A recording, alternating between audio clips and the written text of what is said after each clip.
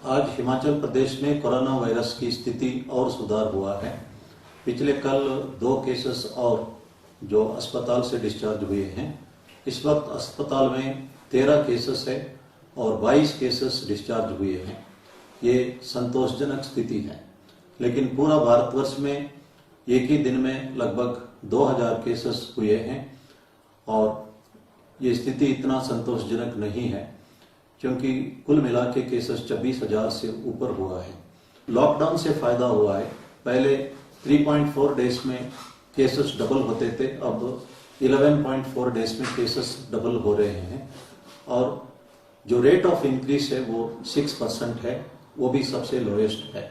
लेकिन हम सबको सतर्क रहने की बहुत आवश्यक है। इंटर डिस्ट्रिक्ट मूवमेंट के लिए आप परमिट एसडीएम से ले सकते हैं, क्योंकि इंटर डिस्ट्रिक्ट और इंटर स्टेट मूवमेंट जो है भारत सरकार ने बैन किया हुआ है और जो हिमाचल से बाहर रहते हैं वे भी कंसर्न डिप्टी कमिश्नर से ई पासेस ले सकते हैं और अपना अरेंजमेंट करके हिमाचल वापस लौट सकते हैं। जो कर्फ्यू रिलैक्सेशन आवर्स दिया है उसका बढ़ाया गया है। उसका ये मतलब नहीं है कि आप लगातार 4 घंटा बाहर ही रहना है, अपना काम पूरा होते ही वापस लौटना है। आदेश यही है, घर पर ही रहना है। और जो सीनियर सिटीजन्स है उनका भी भारत सरकार ने आदेश दिया घर के अंदर ही रहे और जैसे अर्ली मॉर्निंग वॉक के लिए छूट दी गई है, लेकिन जिनको मेडिकल एडवाइस दिया वही बाहर निकले, जो सीनियर सिटीजन्स, और बाकी सीनियर सिटीजन घर के अंदर ही रहना उचित रहेगा। ये भारत सरकार का आदेश भी है। अगर आप अपने ऑफिस या घर में एसी चलाना चाहते हैं, सरकार का डायरेक्शन है कि 24 डिग्री से 30 डिग्री के बीच में एसी रखिए और कमरे के अंदर वेंटिलेशन रखिए। ह्यूमिडिटी 40% से 70% होना चाहिए। उसके लिए आप एक पानी का पैन भी कमरे के अंदर रख सकते हैं और जहां तक हो सके एसी को अवॉइड करिए। और जो क्वारंटाइन जिन्होंने कंप्लीट किया है वे सतर्क रहने की आवश्यकता है, क्योंकि पॉजिटिव केसेस में भी नेगेटिव होने के उपरांत फिर पॉजिटिव आ जाता है और जो केसेस नेगेटिव पाने के उपरांत फिर पॉजिटिव क्वारंटाइन में रहते वक्त भी हुआ है। इसलिए कुछ भी संभावना है, सतर्क रहना हम सबका फर्ज है। भारत सरकार ने बार्बर शॉप खोलने की इजाजत नहीं दी है। मध्य प्रदेश में एक बार्बर ने अपना शॉप खोली और 6 लोगों को संक्रमित किया है। इसलिए हम सबको भारत सरकार का इन आदेशों का पूर्ण रूप से पालना करना है। ये एक सुनहरा मौका है बच्चों के लिए पढ़ाई करने का। ये कहा जाता है कि opportunity and time if lost is lost for ever. समय और मौका खोना नहीं चाहिए। खासतौर पर जो बच्चे +2 में पढ़ते हैं उनके लिए सुनहरा मौका है। पेरेंट्स अगर हो सके तो बच्चों को पढ़ा सकते हैं, अगर नहीं पढ़ा सकते हैं तो कम से कम बच्चों को पढ़ाने के लिए एनकरेज कर सकते हैं।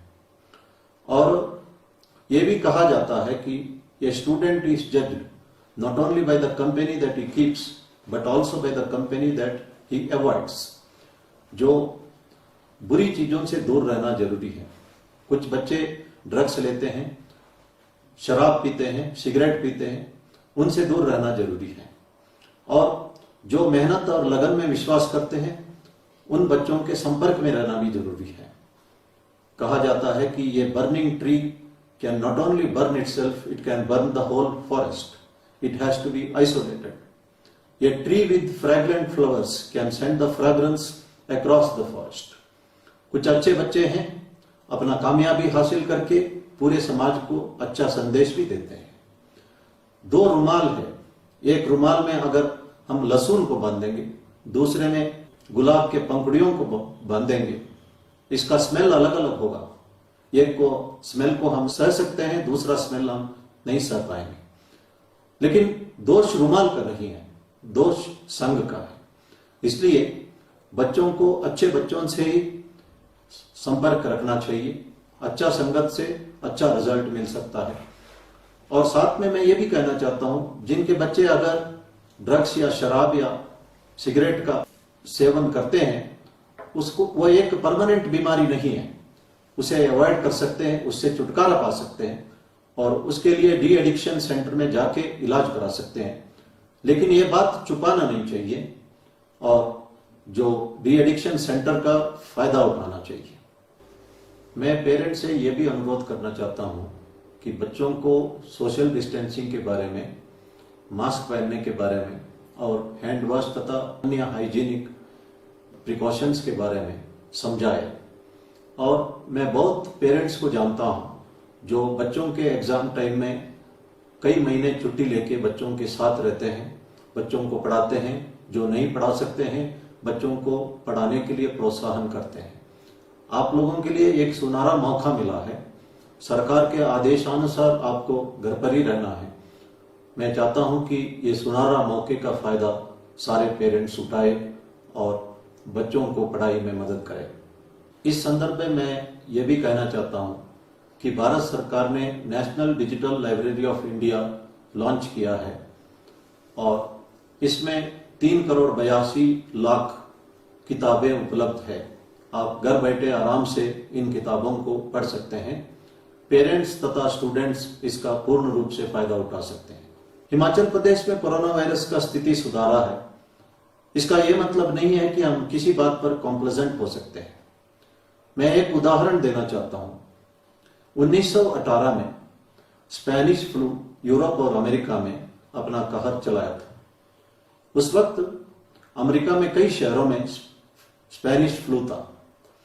कोलोराडो स्टेट का डेनवर कैपिटल में मेयर ने बड़ा स्ट्रिक्टली सोशल डिस्टेंसिंग, मास्क और आदि प्रिकॉशन को एनफोर्स कराया था और उस वक्त स्पेनिश फ्लू डेनवर में पूर्ण रूप से कंट्रोल हो चुका था।